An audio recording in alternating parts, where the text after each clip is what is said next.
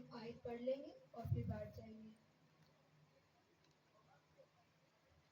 اگر کسی سے نکل آئی ہوئی ہو تو وہ آمین کر سکتا ہے. 3 باب اس کی 15 آیت. آمین. لکھا کہ جو کچھ ہے وہ پہلے ہو چکا اور جو کچھ ہونے کو ہے وہ بھی ہو چکا. خدا گرسکا کو پھر طلب کرتا ہے. خدا ان کے پاک کلام پڑھے اور سنے جانے پہ خدا ان کی برکت ہو. آمین. اب سے بیٹھ جائیں.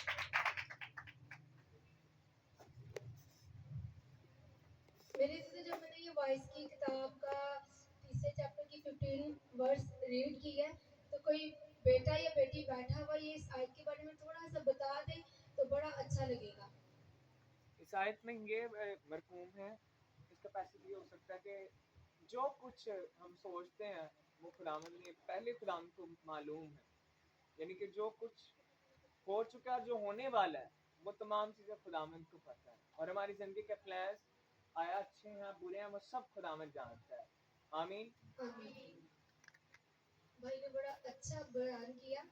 میرے سے وائس کی کتاب اور آپ کو سنڈے اسکول میں بھی یوتھ کی جو بائبل کلاس ہوتی ہے اس میں بھی بچوں کو بتایا گیا ہے کہ یہ ایک کون سی بک ہے. کون سی بک؟ Very good. زوردار تالیاں بجائیں گے بچے کے لیے. واقعی یہ شاعری کی بک ہے. بچوں کو یاد آ، مجھے بھی میرے بیٹے سے پتا چلا کہ شاعری کی 5 بکس ہیں اور مجھے بڑا اچھا بھی لگا. اور یہ بالکل شاعری کی بک ہے. جب اس کو لکھنے والا سلیمان ہے، سلیمان جب اسے لکھ رہا ہے تو وہ کہتے ہیں جو کچھ ہے وہ ہو چکا اور جو کچھ ہونے کو ہے وہ بھی ہو چکا. خدا گزرے وقت کو پھر سے طلب کرتا ہے. میرے سے جب یہ بڑی خوبصورت بات آئے تو ہمیں سمجھ آتی ہے تو اس کا مطلب کہ جو چیزیں آج چل رہی ہیں وہ ہو چکی ہوئی ہیں. ہم اس کے جب وائس کی کتاب کا پہلے چیپٹر کی اس کی 9ویں آیت کو پڑھتے ہیں تو وہاں پہ بھی سیم یہی ورڈ لکھے ہوئے ہیں. 9 آیت میں لکھا ہے جو ہوا وہی پھر ہوگا اور جو چیز بن چکی وہی ہے جو بنائی جائے گی. دنیا میں کوئی چیز نئی نہیں ہے. ہم یہ جانتے ہیں کہ یہ جتنے بھی کھیت ہیں، نباتات کے درخت ہیں، یہ سارے کے سارے آلریڈی بنے ایک ہی دفعہ ہیں. لیکن سم ٹائم میرے سے کہتے ہیں کہ یہ نئی چیز میں نے دیکھی ہے.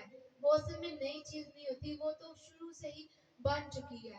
اس کی مثال میں دیتی ہوں. ایک کھیت کے اندر فصل لگائی جاتی ہے اور اس کھیت کے اندر 3 طرح سے کٹائی 3 دفعہ کٹائی کی جاتی ہے اور فصل ایک ہی لگتی ہے. کوئی 3 ماہ کے بعد فصل کو کاٹتا ہے، کوئی 6 ماہ کے بعد. ڈفرینٹ ٹائم ہوتا ہے فصل کا اور اس کھیت میں بار بار ایک ہی کام ہو رہا ہے. اگر ہم دیکھیں تو گھر کے کام کاج کی بھی مثال لی جا سکتی ہے. ہر روز کچن کا کام، کپڑے دھونے، صفائی کرنی، ہسبینڈ کا ناشتہ تیار کرنا ہے، بچوں کے لیے لنچ، یہ ہر روز وہی کام ہم ریپیٹ کر رہے ہیں. ہم ایک سرکل کے اندر گھوم رہے ہیں. جب ان باتوں کے اوپر ہم غور کرتے ہیں تو پھر بہت سے لوگ مکاشفہ کے بارے میں کہتے ہیں. میرے عزیزو، وائس کی اس آیت کو میں پیدائش اور مکاشفہ کے ساتھ جوڑ کے آپ کو آج بتاؤں گی، سمجھاؤں گی، سیکھیں گے اور سیکھتے آگے بڑھتے جائیں گے. مکاشفہ کی کتاب میں جو پہلا باب، پہلا چیپٹر اور اس کی 8ویں آیت میں لکھا ہے،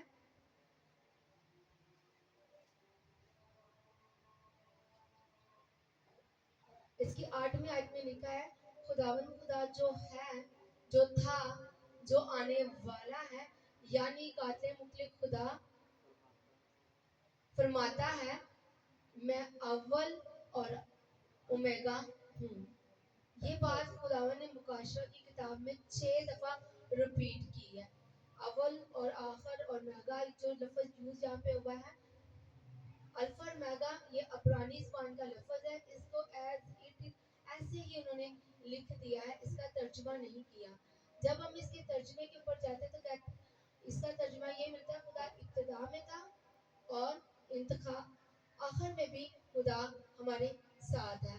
जब ये हमें 6 बातें 6 दफ़ा ये आयत हमें मुकाशवा की किताब में मिलती है, तो यीशु अपने बारे में अब्रानियों के खत में भी कहता है 13 बाब उसकी 8 आयत में, यीशु मसीह कल और आज और बल्कि अब तक यकसा है। यीशु अपनी ज़ात के बारे में ये बार-बार हमें कहता हुआ नज़र आ रहा है। ओल्ड टेस्टामेंट के अंदर भी यीशु खुदा के साथ मौजूद है, या जहाँ पे वो कहता है कि आओ हम इंसान को अपनी शक्ल पे बनाएं। जाहिर बात है वो 2 लोगों से ज़्यादा लोग हैं जो वो वहाँ पे हम का लफ्ज़ इस्तेमाल हो रहा है। इसी तरह मेरे जो हम आगे बढ़ते हैं तो यीशु ने मुकाशवा की किताब में बहुत सी ऐसी बातें हैं जो न्यू टेस्टामेंट ओल्ड टेस्टामेंट के अंदर पैदाइश की किताब के अंदर हो चुकी हुई हैं। हम अगर इन किताबों के बारे में दोनों किताबों को आपस में जोड़े तो हमें बहुत से ऐसे ईमानदार पैदाइश के अंदर नजर आते हैं जो यीशु को रिप्रेजेंट करते हुए नजर आते हैं। बाइबल मुकद्दस का एक स्कॉलर है, वो बयान करता रहता है कि बाइबल मुकद्दस की हर आयत में यीशु का नजर आना बहुत जरूरी है।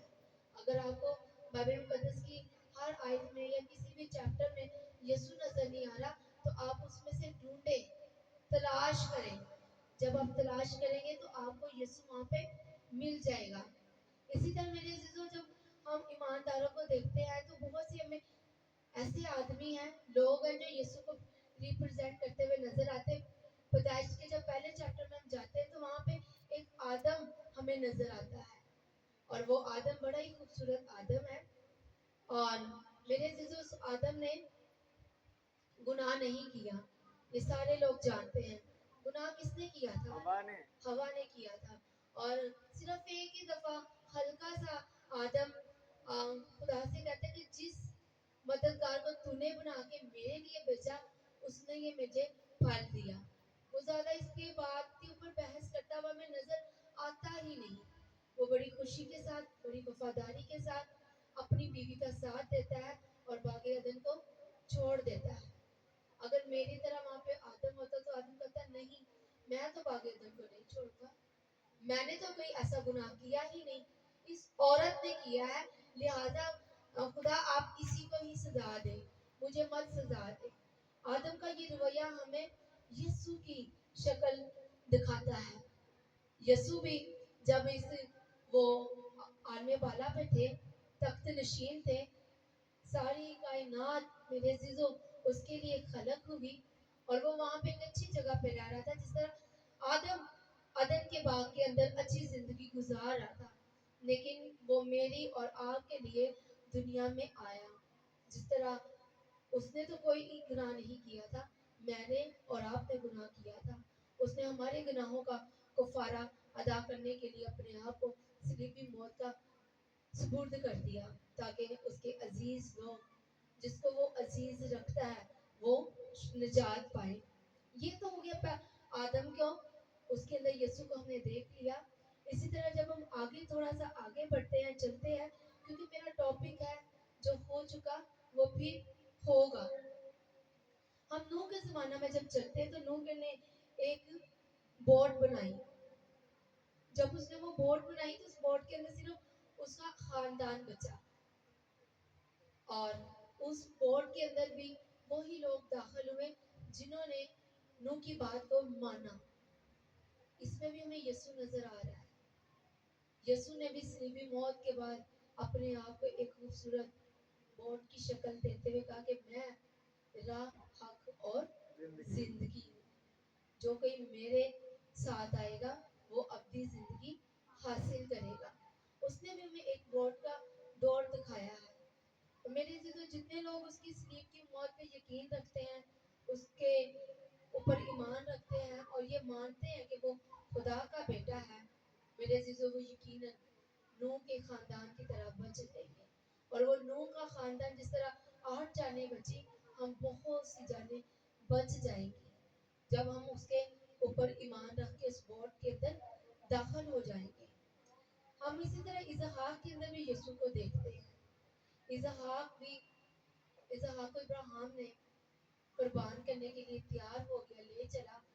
इसी तरह मेरे अजीजों, मेरा और आपका यीशु भी अपने बाप का ताबेदारी के अंदर रहता हुआ हमारे लिए कुर्बान होने को वो तैयार हो गया। हम जब यकूब को देखते तो यकूब के अंदर भी यीशु की शक्ल नजर आती है। यकूब अपनी बीवियों की छुपाने के लिए, अपनी बीवियों की हिफाजत के लिए अपने मामू के घर लाबन के घर चला जाता है। गुनहगार इलाका है, गुनाह से भरा हुआ इलाका है। लाबन के पास जब जाता है तो वहां पे वो अपनी बीवियों की निगहबानी के लिए पहुंच जाता है। उसे बड़ी मुश्किलों का, दुखों का सामना करना पड़ता है। आप ईमानदार बेटे और बेटियां इस स्टोरी से बड़े अच्छे तरीके से वाकफ है। यीशु को भी मेरे अजीजों अपनी दुल्हन को बचाने के लिए उसे जमीन पे आना पड़ा ताकि वो अपनी दुल्हन को महफूज कर सके, और वो हमें महफूज करके अपने लहू में छुपा के, अपना लहू बहा के अपने लहू में हमें छुपा के वो चला गया है। यकूब तो वहां से अपनी बीवी लेके निकला, लेकिन यीशु अपनी बीवी यहाँ से लेके नहीं निकला।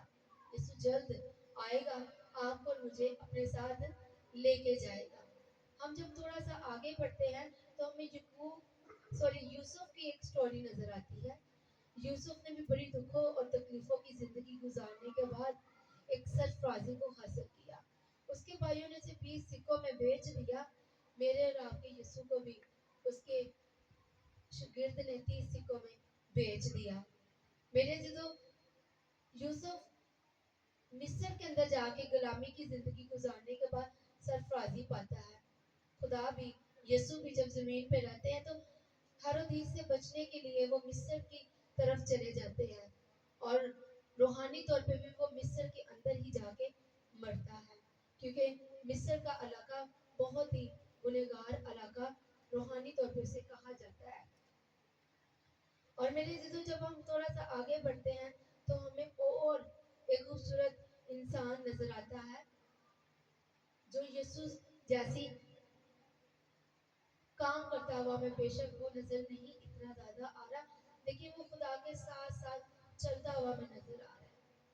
बहुत से लोग कहते हैं कि आने वाले दिनों में रैप्चर होंगे, ये कोई नई बात नहीं है। रैप्चर ओल्ड टेस्टामेंट के अंदर भी दो लोगों के हुए हैं, एक तो हनूक का हुआ है और दूसरा एलिया का हुआ है। मेरे लिए जब हम पैदाइश 2 बाब के अंदर उसकी 4 आयत के अंदर देखते हैं, वहां पे एक नया आसमान और नई जमीन हमें नजर आती है।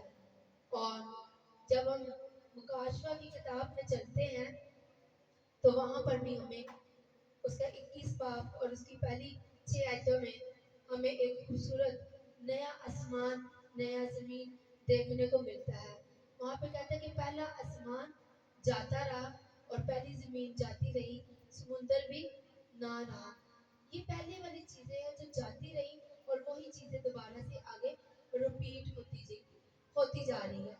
मेरे जो बहुत से लोग कहते हैं कि मुकाशवा बहुत ही मुश्किल किताब है, लेकिन मैं आपको सबको आज बताना चाहती हूँ, खुशखबरी देना चाहती हूँ कि मुकाशवा की किताब बहुत हजारों साल पहले जो लिखी गई हैं चीजें वो ओल्ड टेस्टामेंट के अंदर हमें होती हुई नजर आती है। मुकाशवा की किताब बेसिकल डराने वाली किताब नहीं है, जगाने वाली किताब है। आपकी आंखों को, जहन को रोशन करने वाली ये किताब है। मेरे जो पैदाइश 2 बाब उसकी 7 आयत में हमें एक खुदावन मिट्टी से बर्तन, मिट्टी से इंसान बनाता हुआ नजर आता है। और दानियल 2 बाब में भी एक खुदावन हमें वहां पे नजर आता है कि मिट्टी के लोग जो थे कब्रों में सोए हुए हैं, और जब यीशु आएगा तो वो जल्द जाग उठेंगे और खुदावन के साथ कुछ तो जिल्लत के लिए और कुछ रिसवाई के लिए और कुछ खुदा के साथ चलने के लिए, जाने के लिए जाग उठेंगे। हम इसी तरह जब आगे बढ़ते हैं तो मुकाशवा पैदाइश 2 बाब उसकी 8 आयत में खुदावन एक बागे अदन का हमें जिक्र करता हुआ नजर आता है। बागे अदन में एक बाग लगाया गया है, उसमें इंसान है, और उसके बाग के बीच में एक खूबसूरत हमें दरख्त नजर आता है जो नेक और बद का है, और जिंदगी का दरख्त वो हमें नजर आता है। जब हम मुकाशवा की किताब में चलते हैं तो मुकाशवा की 22 बाब उसके पहली 2 आयतों में लिखा है, फिर उसने मुझे बुलोल की तरह चमकता हुआ आबे हयात एक दरिया दिखाया जो खुदावन बड़े के तबके से निकलकर उस शहर की सड़क के बीच बहता था। दरिया के पार जिंदगी का दरख्त था। मेरे जो ये जब दरख्त है, ये वही दरख्त है जो ओल्ड टेस्टामेंट के अंदर हमें पैदाइश की किताब के अंदर अदन के बाग के अंदर नजर आया है। ये वही दरख्त खुदा यूहन्ना आरब को, जो कि उसका कजन भी था, मामू का बेटा भी था, उसको ये सारे मुकाशवा नजर आते हैं। फिर जब हम पैदाइश 2 बाब इसकी 18 आयत की तरफ चलते हैं तो वहाँ पे आदम की शादी होती हुई हमें नजर आती है। वहाँ पे लिखा खुदा ने कहा आदम का अकेला रहना अच्छा नहीं, उसके लिए एक मददगार उसकी मानद बनाया जाए। जब खुदावन यहाँ पे ये कह रहा है मददगार, यानी कि शादी के बंधन में जोड़ने का खुदावन एक तरीका सोच रहा है। और जब हम इसको देखते हैं मुकाशवा की किताब में उसके 19 चैप्टर में उसके 7 आयत में लिखा कि आओ हम खुशी करें, नहायत ही शादमान हो और उसकी तमजीद करें, इसलिए कि बड़े की शादी आ पहुंची है, उसकी बीवी ने अपने आप को तैयार कर लिया है। उसने मुझसे कहा लिख, मुबारक है वो जो बड़े की शादी की जियाफत में बुलाए गए हैं। यहाँ पे भी एक शादी हो रही है। जब पैदाइश में हम देखते हैं 2 बाब 18 आयत में आदम और हवा की शादी हो रही, तो मुकाशवा के 19 चैप्टर में उसकी 7 आयत में भी मेरी और आपकी यीशु के साथ शादी हो रही है। जियाफत खूबसूरत प्यार है और खुदा का फरिश्ता यूहन्ना को कहता है आ और लिख, मुबारक है वो जो लोग बड़े की शादी की जियाफत में शामिल हैं। इसी तरह मेरे चीजों में मुकाशवा 21 बाब और उसकी 9 आयत के बी पार्ट में भी एक शादी नजर आती है। वो भी ये आखिरी शादी है। बाइबल मुकद्दस के बिल्कुल आगाज में भी एक शादी हो रही है और बाइबल मुकद्दस के बिल्कुल लास्ट के चैप्टर में भी एक शादी हो रही है। और वो शादी कहते हैं कि एक ने आके मुझसे कहा इधर आ और मुझे तुझे मुझ, आप मुझसे दुल्हन भी बड़े की बीवी भी ये कहती हुई दिखाई दे आ और मुझे ले।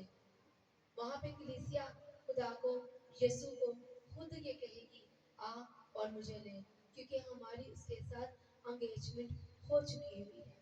मेरे जो यहूदी जमाने का एक कल्चर था, वहाँ पे एंगेजमेंट हो जानी कोई छोटी सी बात नहीं होती थी। आजकल तो एंगेजमेंट हो जानी हम बहुत सी दफा उस मंगनी को तोड़ भी देते हैं, लेकिन यहूदी कल्चर के अंदर जिसके साथ मंगनी होती थी वो मंगनी तोड़ी नहीं जाती थी। हमें एक अच्छी मिसाल मिलती है यूसुफ की और मरियम की। यूसुफ को जब पता चलता है कि मुकद्दसा और मरियम प्रेग्नेंट है तो वो इरादा करता है कि मैं इसे चुपके से छोड़ दूं, लेकिन इरादा करता है, वो वैसे भी छोड़ सकता था, लेकिन क्योंकि यहूदी कल्चर के अंदर भी अंगेज को तोड़ना बहुत मुश्किल था, उसके लिए आपको एक सबूत देना पड़ता था कि मैं इस वजह से इस लड़की से अपनी अंगेजमेंट तोड़ रहा हूँ। और 2 साल का पीरियड होता था। 2 साल के बाद लड़के की जिसके साथ उसके साथ मंगनी होती थी वो आके अपनी दुल्हन को ले जाता था। 2 साल के अंदर वो उसकी तैयारी कर रहा था। आज तो लड़की वाले तैयारी करते हैं ना, उस वक्त यहूदी लड़का खुद तैयारी करता था, जहेज बनाता था, कपड़ा बनाता था, उसके रहने सहने के लिए, उसके कपड़े ओढ़ने के लिए। आज मेरे लिए और आपके लिए भी यीशु तैयारी कर रहा है। 2 साल का पीरियड खुदा के पास है। 2 साल का जैसे ही पीरियड पूरा हो जाएगा वो अपनी ब्राइड को लेने के लिए आ जाएगा। मेरे जीजा हम इसी तरह जब आगे बढ़ते हैं तो मुकाशवा की 22 बाब उसकी 7 आयत में भी दुल्हन की आवाज हमें आती हुई नजर आती है। और मेरे जीजो पलूस भी हमें ये सिखाता और कहता है, अब्रानियों के नहीं ग्रंथियों के खाते में पहले ग्रंथी उसका 15 बाब और उसकी 45 आयत में पहला आदमी खाकी था, दूसरा आदमी आसमानी है। तो मेरे जीजो खाकी ने जो काम किया लाजम था कि आसमानी को भी वो काम करने हैं। मैं और आप भी खाकी हैं, लेकिन हमने अगर तो आसमानी खुदा की दुल्हन बनना है तो फिर आसमानी काम हमने करने हैं। ऐसे काम करने हैं जैसे काम उसे पसंद आए, ताकि जब वो अपनी दुल्हन को लेने के लिए आए तो हमारे अंदर किसी तरह की कोई झुर्री नजर ना आए, कोई दाग नजर ना आए। और मेरे से तो जब पैदाइश 3 बाब में हम देखते हैं कि एक सांप का जिक्र है, वहाँ पे एक सांप औरत को ये कहता हुआ नजर आता है कि ये खा ले, इस फल के अंदर तुझे बहुत ही खूबसूरत टेस्ट नजर आएगा, टेस्ट मिलेगा, तेरी आंखें रोशन हो जाएगी। और मुकाशवा के 13 चैप्टर में भी हमें एक फेबी सांप नजर आ रहा है, वहां पे भी उसने उस औरत को तंग किया है। और मुकाशवा के 13वें चैप्टर में भी वो औरत की नस्ल को तंग कर रहा है। याद रखिएगा, आप और मैं औरत की नस्ल से हैं, क्योंकि यीशु औरत की नस्ल से है। मैं और आप जब यीशु पे ईमान रखते हैं तो हम भी यीशु की नस्ल, औरत की नस्ल से हैं। मेरे जीजो, वहां पे भी वो औरत की नस्ल के लोगों को सताता है, यानी उन लोगों को, खुदा के लोगों को गुमराह करता है, उन्हें परेशान करता है ताकि वो अपने ट्रैक से उतर जाए। लेकिन वो मुकार अपनी मुकारी में जीत कभी भी नहीं पाएगा। ओल्ड टेस्टामेंट के अंदर वो हमें जीतता हुआ नजर आता ही है, तो न्यू टेस्टामेंट के अंदर हमें वो हारा हुआ नजर आता है, वो सलीब से हारा हुआ है। ये खूबसूरत बात है। आज वो हमें जितना मर्जी सता ले, लेकिन वो तंग कर ले, लेकिन हम उसके आगे गिरते नहीं है, झुकते नहीं है, क्योंकि वो तो ऑलरेडी हारा हुआ है। मेरी दीदी, जब हम पैदाइश के 5वें चैप्टर की आदम की नस्ल के बारे में पढ़ते हैं तो यहाँ पे हमें 10 नाम नजर आते हैं। इन 10 नाम के अंदर आदम का जो बाप था वो उसे कहता है कि ये अपनी कौम को आराम देगा। नूह, नूह के बारे में कहते हैं, नूह के नाम का मतलब है आराम देगा। इसी तरह मेरे जीजो, यीशु के नाम का भी मतलब है कि वो अपने लोगों को निजात देगा, आराम देगा। और हम इसके अंदर और भी चीजों को ऐड करना चाहिए। दानियल के सहीफा को भी, हिस्कियल के सहीफा को भी जब हम मुकाशवा के साथ जोड़े तो वो सेम टू सेम चीजें होती है।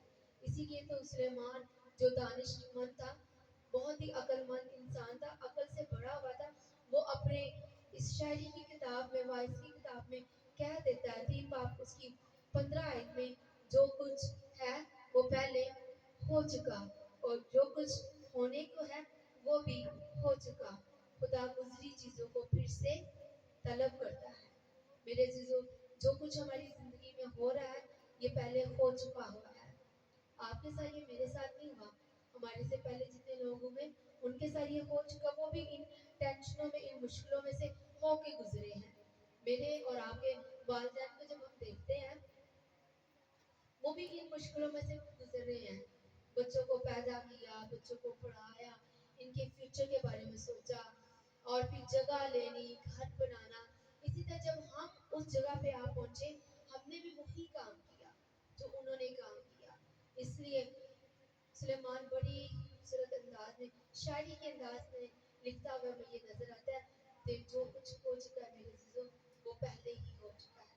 खुदावन की खूबसूरत पाक कलाम के पढ़े और सुने जाने पे खुदावन की